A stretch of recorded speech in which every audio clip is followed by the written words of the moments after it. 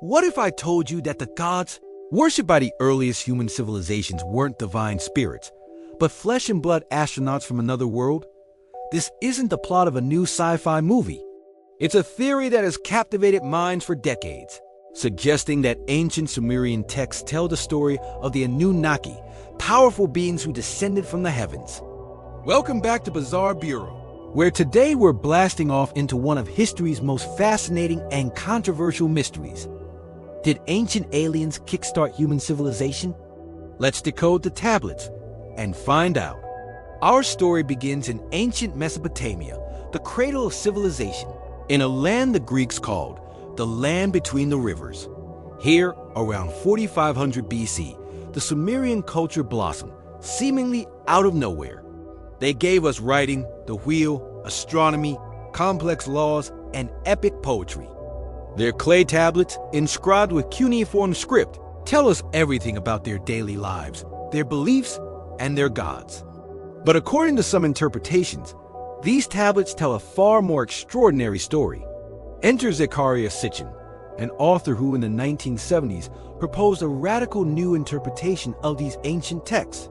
Sitchin claimed to have translated Sumerian tablets that described the 12th planet in our solar system beyond Neptune, called Nibiru.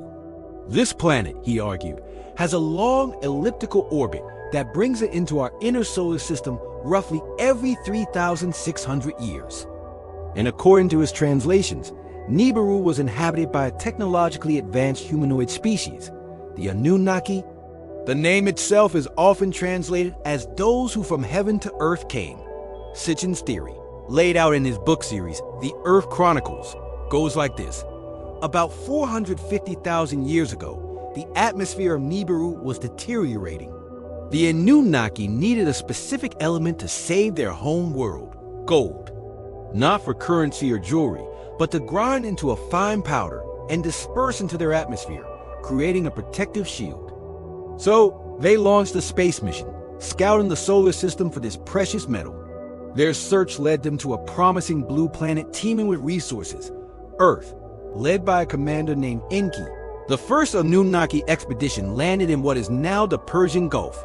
They established their first base, Eridu, which meant home in the faraway. They began the arduous task of mining gold, first from the waters of the Gulf, and later from deep mines in southern Africa.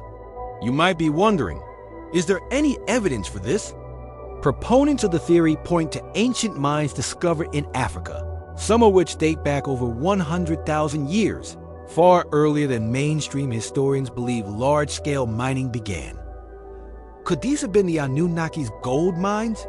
Now, this is where the story takes an even more incredible turn, directly involving the origin of our own species. According to Sitchin's interpretation of the text, the mining was back-breaking work. The rank-and-file Anunnaki, who were tasked with the labor, eventually rebelled against their leaders. They had traveled across the solar system only to become miners, and they were done. A crisis erupted. A new source of labor was needed, and fast. This is when Enki, the chief scientist, proposed a revolutionary solution. He saw the primitive hominids already evolving on Earth, what we will call Homo erectus. Enki suggested they could jumpstart the evolution of these beings to create a worker, an Adamu, intelligent enough to understand commands and perform the work. The plan was to combine their own Anunnaki genes with the DNA of these early humans. The Sumerian texts describe this process in detail, which Sitchin and his followers see as a clear account of genetic engineering. They talk of mixing the clay of the earth with the sense of the gods, in vessels that sound remarkably like laboratory equipment. The result was the first Homo sapiens, a hybrid being created in the image of their gods. This new species was designed to serve to take over the hard labor in the mines and elsewhere. The Epic of Atrahasis, a Mesopotamian creation myth, explicitly states that humanity was created to bear the workload of the gods. Is this epic poem a mythological metaphor, or, as Sitchin proposed, a historical record of our own genetically engineered origins? It is a mind-bending thought that the missing link in human evolution isn't a fossil we haven't found, but an extraterrestrial intervention. As civilizations grew, the Anunnaki ruled over humanity as kings and gods. They taught humans agriculture, architecture, and astronomy, establishing cities and temples. The Sumerian king list, an ancient text, lists rulers who reigned for impossibly long periods, tens of thousands of years. Proponents of the theory suggest this isn't a scribe's error, but a reflection of the Anunnaki's much longer lifespans compared to their human creations. These weren't mythological figures. They were the alien rulers themselves. The pantheon of Sumerian gods, Anu, Enlil, Enki, Inanna were not just allegorical figures, but individuals with distinct personalities, conflicts, and rivalries. Their stories, filled with power struggles, love affairs, and territorial disputes, read less like religious parables and more like the dramatic history of a ruling family. Enlil, Enki's half-brother, was the stern commander, while Enki was more sympathetic to humanity. Their ongoing rivalry is said to have shaped human destiny. One of the most famous stories connected to this rivalry is the Great Flood. In many ancient cultures, from the Epic of Gilgamesh to the biblical story of Noah, there's an account of a cataclysmic flood that wiped out most of life on Earth. According to Sitchin's narrative, this wasn't a random act of nature or a divine punishment for sin. It was a predictable, natural event caused by the gravitational pull of Nibiru passing near Earth, causing Antarctic ice sheets to slip into the ocean and create a massive tidal wave. The Anunnaki leadership, led by the strict Enlil, knew the flood was coming. Annoyed with the noise and imperfection of his human workers, Enlil decided to let them perish and keep the impending disaster a secret. However, Enki, humanity's creator, disagreed.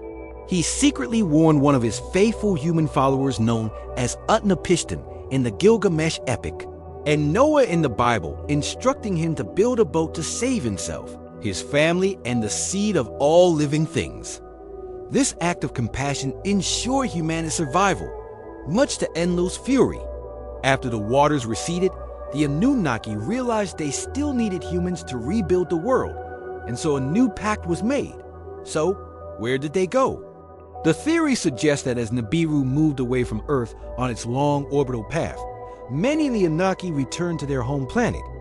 Others may have stayed behind, continuing to guide humanity from the shadows or establishing new centers of power in other parts of the world, like Egypt and the Americas. Some believe they promised to return one day, a theme echoed in many religions and mythologies: the second coming, the return of a Messiah, or a powerful God. Could the prophesied return of these figures actually be the next flyby of the planet Nibiru? Now, it's crucial to state that the scientific and academic communities overwhelmingly reject Zecharia Sitchin's theories. Scholars of Sumerian language and history argue that his translations are flawed and based on misinterpretations. They see the Anunnaki as legitimate deities within a complex religious framework, not as literal astronauts. Astronomers have found no evidence of a massive planet like Nibiru in our solar system. Its gravitational effects would be easily detectable. The idea of using gold to repair an atmosphere is also scientifically questionable. Mainstream science maintains that human evolution is the result of natural selection over millions of years, with no need for alien intervention. However, despite the lack of mainstream acceptance, the Anunnaki theory refuses to fade away. Why? Because it taps into some of our deepest questions. Where did we come from? Why did civilization suddenly appear? And are we alone in the universe? The theory provides a single, cohesive narrative that attempts to answer all these questions at once. It reframes our oldest myths not as fantasy, but as history, a history that is far stranger and more epic than we ever imagined. It transforms ancient stone carvings of gods in strange helmets into depictions of astronauts in spacesuits and winged figures into pilots with flying machines. Whether you believe the Anunnaki were real extraterrestrial visitors or simply the powerful gods of a sophisticated ancient religion, their story is undeniably compelling. It challenges us to look at our own history with fresh eyes and to question the narratives we've always been told. It forces us to admit that there are gaps in our understanding of the ancient past mysteries that science has yet to fully solve. Perhaps the truth is buried, not just in the sands of Iraq, but in the very code of our DNA. What do you think? Were the gods of Sumer astronauts from another world? Was humanity created as a workforce for an alien mining operation? Let me know your thoughts down in the comments. Thank you for joining me on this deep dive into the Bizarre Bureau. If you enjoy exploring the mysteries that lie on the fringes of history and science, make sure to hit that like button and subscribe for more content. And don't forget to ring the notification bell so you never miss an expedition into the unknown. Until next time, stay curious.